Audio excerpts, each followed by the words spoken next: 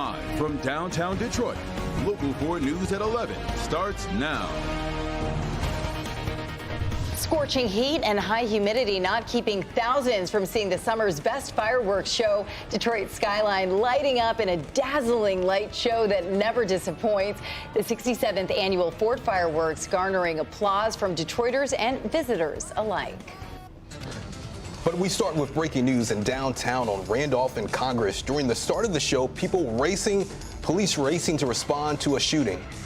Police responded to the scene just after 10 o'clock. And we could hear the sirens at our studios downtown. We're still working to get information on this shooting. What we do know is the shots were fired in the area of East Congress and Randolph. That's a popular nightlife area downtown. Sky 4 is heading over the scene now. We've seen a large police presence there for over the past hour. As you may imagine, that is causing major traffic backups in the area as folks leave the fireworks. We're still working to learn more on the conditions of possible victims and what led up to the shooting. We will update you as we learn more. Thanks to the quick response by Detroit police, the thousands enjoying the fireworks show were not in danger. It was amazing to see so many of you enjoying a summer tradition like no other. Oh, it was so exciting. And, you know, we've been bringing you coverage of the show since 8, but if you missed it, we've got you covered. Our Lauren Kostick was in Hart Plaza all night. Lauren, what a show. What a show is right. And for the most part, Hart Plaza now cleared out. Police making sure everyone is making their way home. But like you said, what a show. What a fun night. We met so many people that have been coming for decades and others for the first time. From Belle Isle to Hart Plaza. I feel like 100% hot. The heat was the talk of the town. Very hot. Very hot. So how are we staying cool? That right there, that boy stays cool every day. Yep, the Dodge Fountain providing much needed relief. The water fountain. It's like a lot of fun. Some even arriving as early as 9:30 this morning to secure a spot, including Michelle Hanna. Tradition is Detroit, the vibe, my son, family, music, now the heat. Others embracing the sweat after a rainy few years. So I'm just happy it's hot and we're good. We can have our fun. It's Detroit culture, you know what I'm saying? But the main attraction, Fireworks! thousands of fireworks illuminating the Detroit skyline, with some experiencing it for the first time.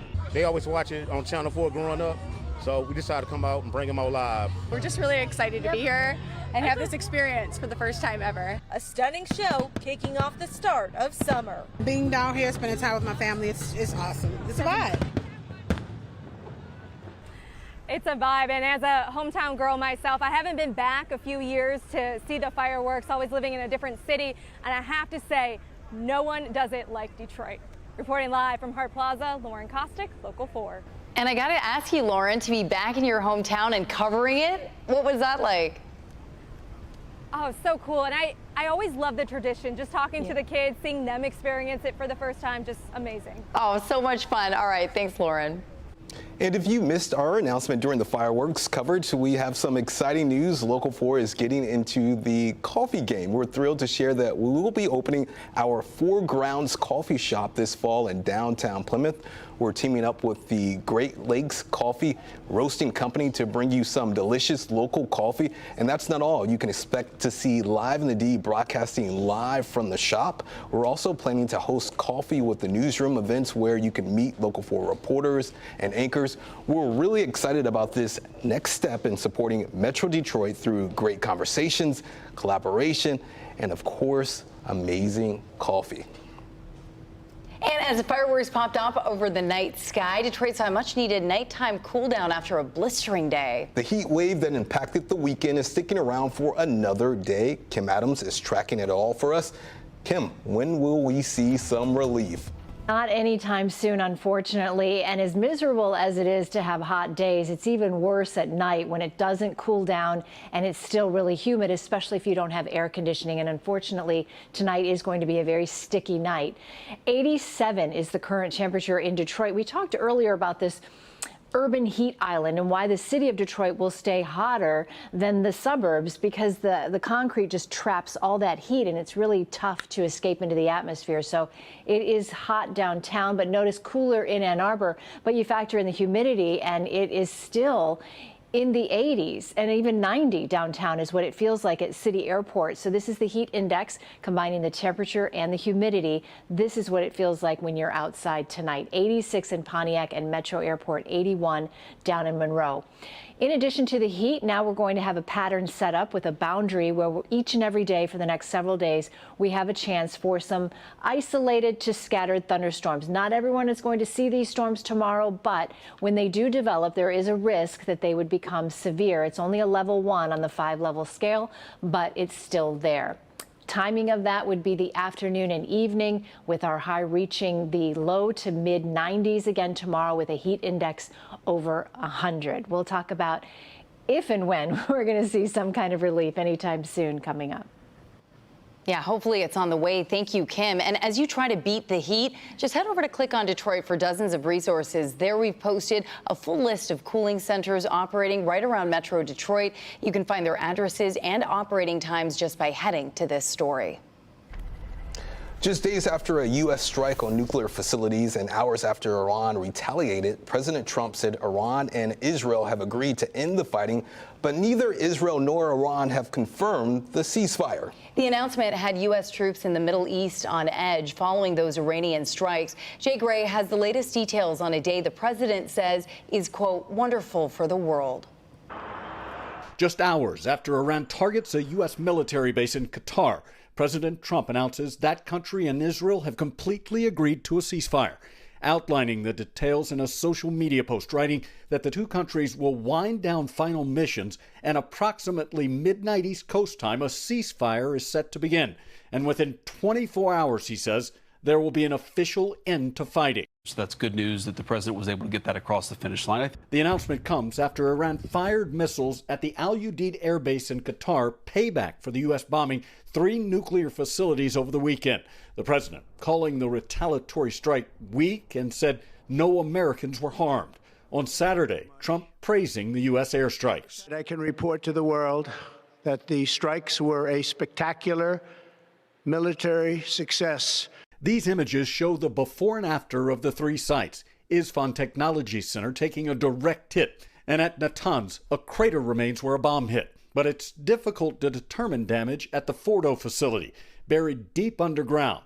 And it's unclear where Iran stored its enriched uranium and if it was hit, though the administration is confident it was. We have a high degree of confidence that where those strikes took place is where Iran's enriched uranium was stored. The president touting his direct involvement in bringing an end to what he calls the 12-day war.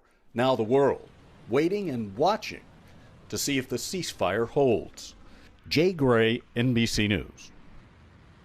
And despite the ceasefire news, the White House is facing criticism for its handling of the Middle East. Dozens came together in Midtown to voice their disapproval for the conflict against Iran and the ongoing Israeli war. Our Victor Williams was there and spoke to community members making their voices heard.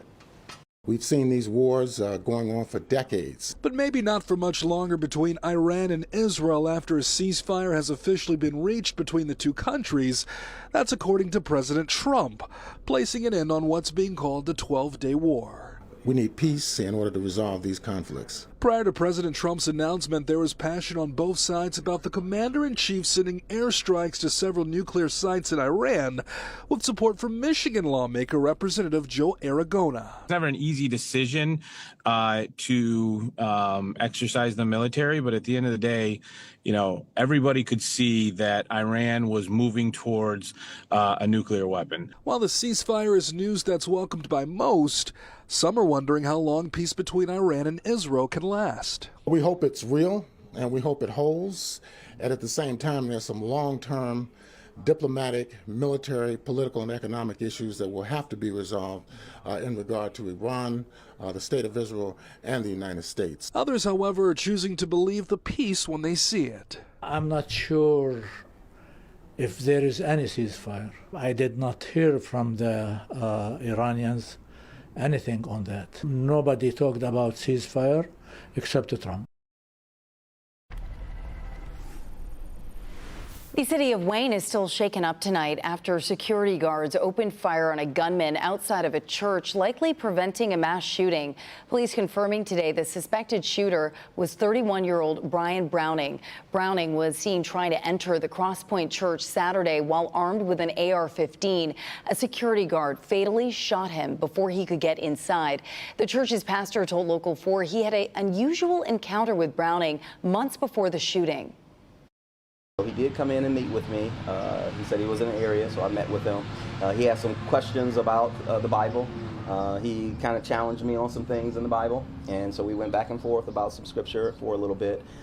He said he was a prophet. He said he heard from God, all of those things, and tried to demonstrate how he was a prophet by telling me something that he didn't think that he should know other than God telling him.